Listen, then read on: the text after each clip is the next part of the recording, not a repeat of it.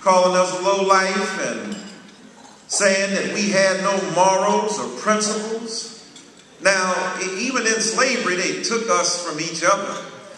We were so deeply intending to be part of a family, even when some of us escaped, we hung out in the neighborhood to try to see if we could catch a glimpse of our children or our husbands or wives. So the black family instinct has been so primal and deeply stitched into the DNA of black people, the primary carriers of which are black women who have never been recognized for their serious and determined commitment to free black people from every form of enslavement that one can imagine. And so black women's struggle against rape fostered a movement that black women have never been given credit for. Rosa Parks wanted to speak at the March on Washington, but they denied her because Rosa Parks was a radical and militant black woman. She looked like she was real calm, and she looked like she was basically harmless, but she had a fire inside. And so black women from the very beginning of the movement, even before 1956, because the movement didn't start then. The modern civil rights movement, of course, began then, but the struggle for black self-determination long predated that. You got to deal with Ida B. Wells and Nannie Helen Burroughs and Mary Church Terrell. You got to talk about strong, and Dorothy Height.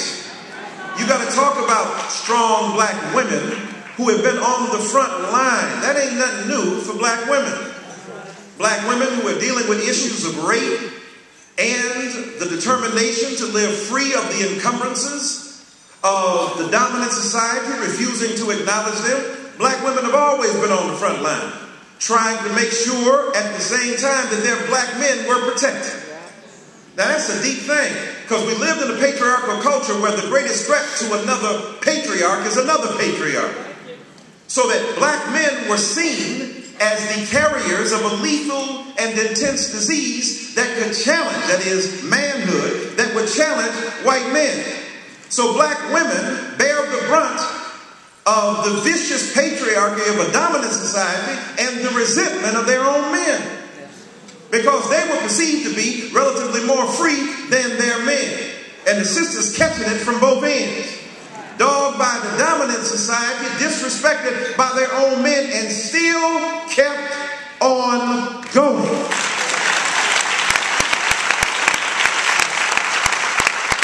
What black women have done in the name of raising the race and eradicating the tensions that are at the heart of American democracy has yet to be written. So advocacy for black women ain't nothing new. But what is needed from black women is that as they have become better educated, more broadly accustomed to traditions of transference of power from one generation to another, of privilege from one generation to another, is to maintain the vigorous advocacy that has characterized black women from the get-go. That's why I love coming to gatherings like this, because y'all recognize, and I'm just telling you what you already know, that even if you got a bunch of education, a lot of degrees, wonderful access to schools, highly upwardly mobile, in the upper echelons of the economy, making mad cheddar and serious dough, making a lot of money, that despite all of that, that things are still tough for the masses of black women and men in America.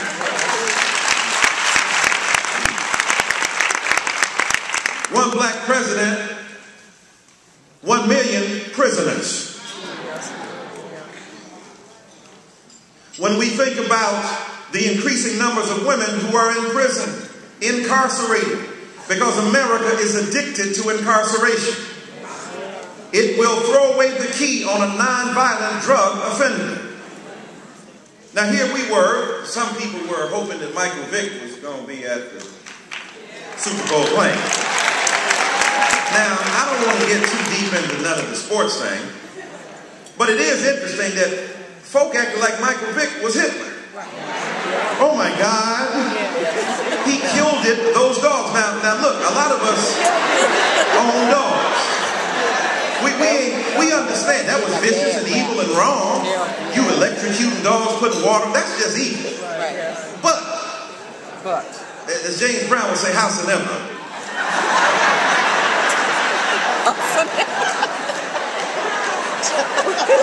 The man that was playing for my team yesterday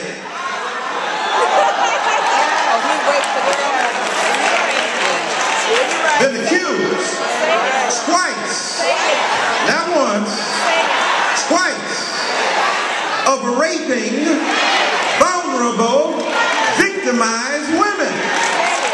So you can treat a woman like a bitch and hate her and play, but the actual female bitch of the dog line can be electrocuted and you go to jail and get sat down.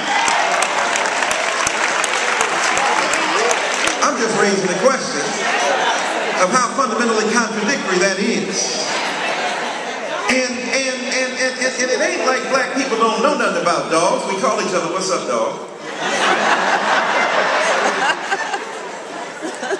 Arsenio Hall had a dog pound. But at the same time, black people put that stuff in context. Because some people outside of the race tend to elevate animals to a position superior to animals. Human animals. So in Hurricane Katrina, there was an air-conditioned bus full of dogs that were being carted out while black flesh was drowning in the vicious waters and winds of Hurricane Katrina. Plus, Lassie didn't show up at the March on Washington. He still... Look, Nat King Cole couldn't stay on TV for 6 months. Y'all remember that?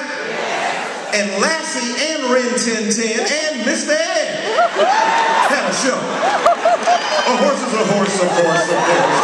Will learn. A talking horse had a show. We ain't trying, the animals been doing all right. Can we get treated like the animals? Plus, when we saw those bicuspids and incisors of police dogs ripping into the vulnerable flesh of black people in Birmingham, Alabama. So we ain't trying to pretend like animals always been on our side. They use animals to track us down in slavery. So we ain't feeling that cushy, lovey, affectionate feeling for Fido.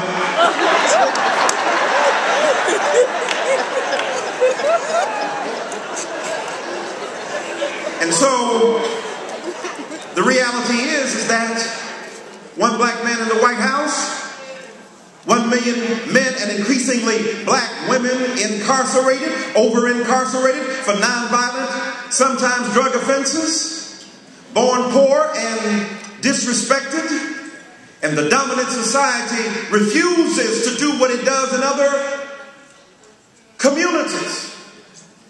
When crack cocaine was at its height, when Mike Davis describes as the political economy of crack prevailed in the late 80s and early 90s, especially out west, but also in the east, it metastasized as a cancerous cell in the black body politic.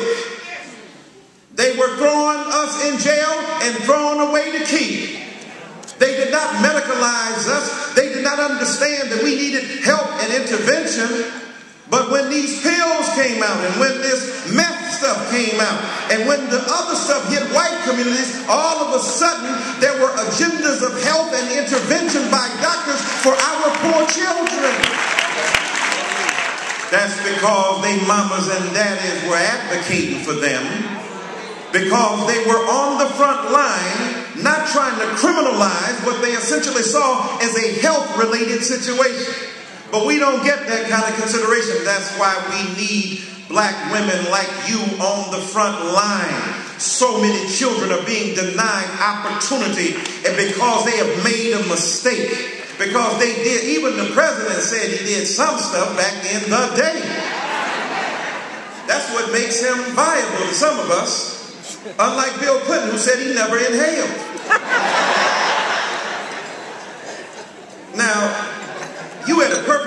joint. Wasn't nobody there. Bishop McKenzie was not in sight.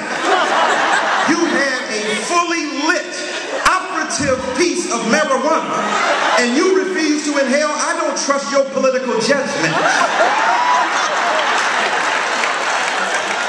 I'm not advocating inhaling marijuana.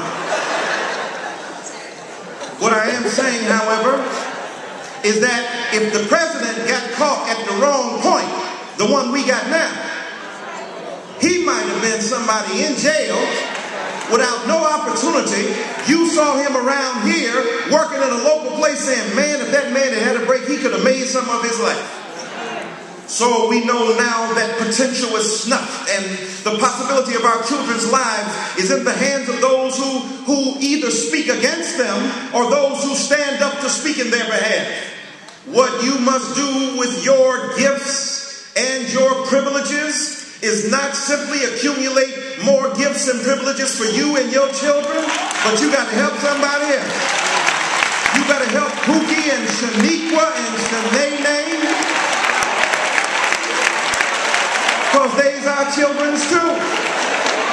That was my fight against Bill Cosby. I know Negroes make you mad sometimes. Poor Negroes embarrass you. Oh my God.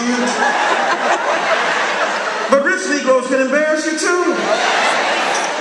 In fact, if you rich, you got more money to cover up your nefarious inclination, your preponderance for tomduggery and tomfoolery and skullduggery. You can do it. You can be a black mayor talking to a girl on text who you used to go with, and you in jail, and you can take love across state lines as Mr. Spitzer did and get a TV show on CNN.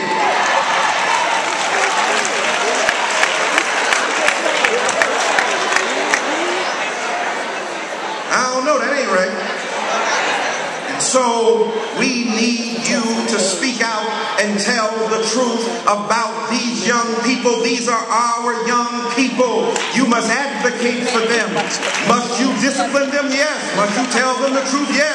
Must you shake them and shake them up? Yes. Must you tell them no? Yes. But you must also say to them that you are worthy of our investment and that we love you and we will start for you. We will walk for you. We will march for you. We will write Congress for you. We will love the hell out of you.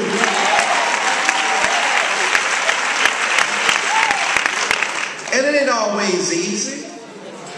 These kids is rough.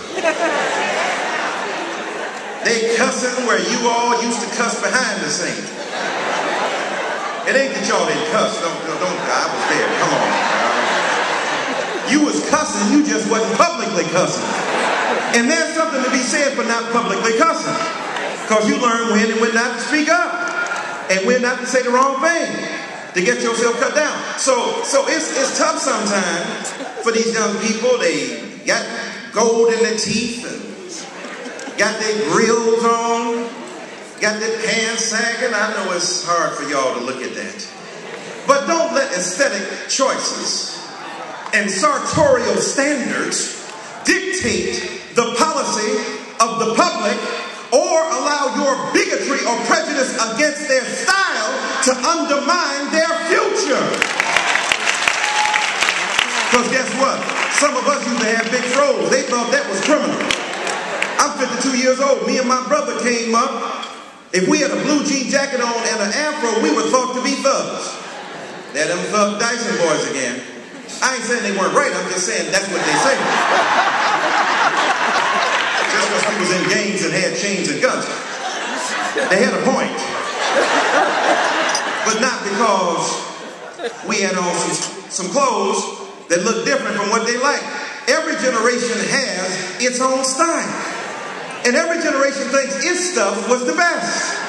That's why we think the 70s music, those of us who are of that age, is the bomb. And then the generation before us thought their stuff was the bomb.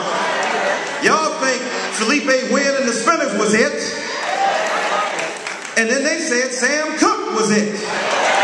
Darling, you send me, I know that you and oh, oh, oh, you.